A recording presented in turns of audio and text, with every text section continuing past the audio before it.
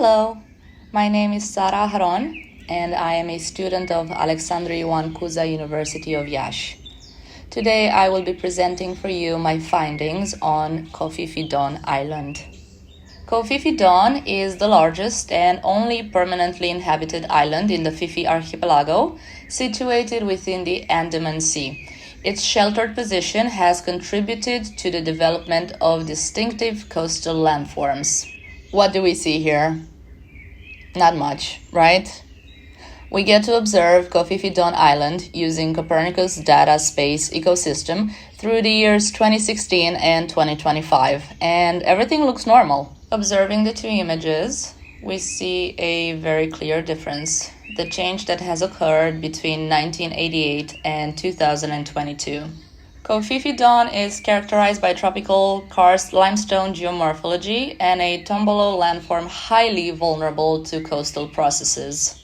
And we can also observe how the extensive urban and tourism development has reduced the vegetation cover and put some pressure on the shoreline.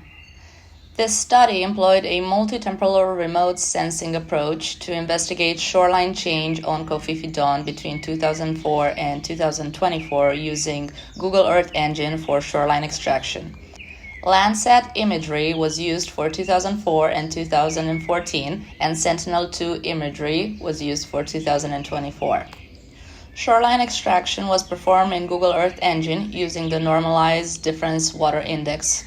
Transects were positioned across key coastal sectors with placement guided by visible indicators of shoreline change and representative stable sections to enable systematic spatial comparison between study years. The analysis reveals spatially uneven coastal change with erosion dominating over accretion. The most severe retreat occurred along the western, northeastern, and southwestern coastlines. The greatest loss is situated at transect number 17 with 117 meters of land lost. Limited accretion was also detected at transect 19 with 15 meters and at transect 20 with 11 meters along the northwest coast. The Tombolo also experienced moderate retreat, highlighting the vulnerability of this densely developed zone to coastal dynamics and human pressure. Area calculations confirm this imbalance, with approximately 10.21 square kilometers remaining stable, with shoreline retreat affecting 1.01 square kilometers compared to just 0.25 square kilometers of accretion. Results indicate a clear net tendency towards coastal retreat. As the main center of tourism activity, Cophifi-Don accommodates the majority of the region's hotels and transport services. Tourism-related activities such as infrastructure expansion, intensive boat traffic, and pollution have contributed to shoreline erosion, coral reef degradation, and habitat disturbance. Social media and media exposure with productions such as The Beach, The Hangover Part 2, and The White Lotus significantly raised the global profile of Thailand's coastal landscapes. International arrivals grew from approximately 6.5 million in 1995 to around 35 million by 2024. This kind of exposure also intensified the environmental pressure. During the busiest periods, the island can receive up to 10,000 visitors daily. The results of the study show that more than 1 square kilometer of coastline has been lost over the last 20 years. Even so, most visitors are unlikely to notice these changes. A shoreline retreat of over 100 meters happens slowly, year by year, making it difficult to observe without comparing data collected over a long period. At the same time, younger tourists are becoming more interested in sustainability and environmental issues. Many Gen Z travelers and younger millennials want experiences that feel meaningful and responsible. Cophifi-Don has the potential to connect with these interests because it combines unique geology with visible environmental challenges. The problem is that science needs to be communicated in a way people understand. The closure of Maya Bay in 2018 is a good example. When photos of coral growing back and fish returning started circulating online, people paid attention. Not because anyone was reading a research paper, but because the images were striking and the story felt real.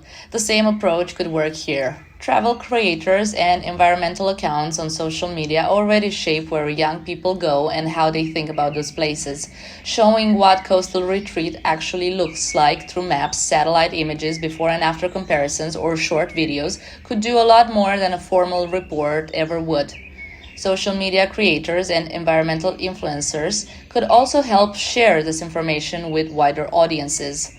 Presenting environmental change in a visual and accessible way may encourage greater public support for conservation efforts. This idea fits well with geotourism, which focuses on protecting and promoting the natural and cultural characteristics of a place. On Koh Phi Phi Don, this could include guided walks explaining coastal processes, information panels showing areas affected by erosion, or QR codes linking visitors to research and monitoring results. Nothing complicated, but enough to shift the experience from passive to something more engaged.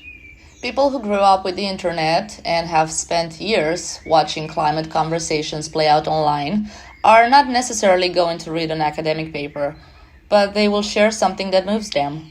If the information is framed the right way, they become part of spreading it. Koh Phi Phi Don is worth more than a pretty photo. The geology is interesting, the coastal changes are real and documented, and there is an actual story to tell here. A generation that already cares about this stuff and has the platforms to talk about it could be a genuinely useful part of keeping it protected. In conclusion, the study revealed a tendency toward coastal retreat on Koh Phi Phi Don between 2004 and 2024, with erosion outweighing aggression, demonstrating the value of remote sensing as a monitoring tool. The island exemplifies the tension between tourism-driven economic growth and coastal environmental fragility, with increasing development pressure likely amplifying shoreline vulnerability alongside natural marine processes. Integrating digital monitoring, geotourism, and environmental education into coastal management strategies could support more sustainable long-term outcomes. Thank you very much.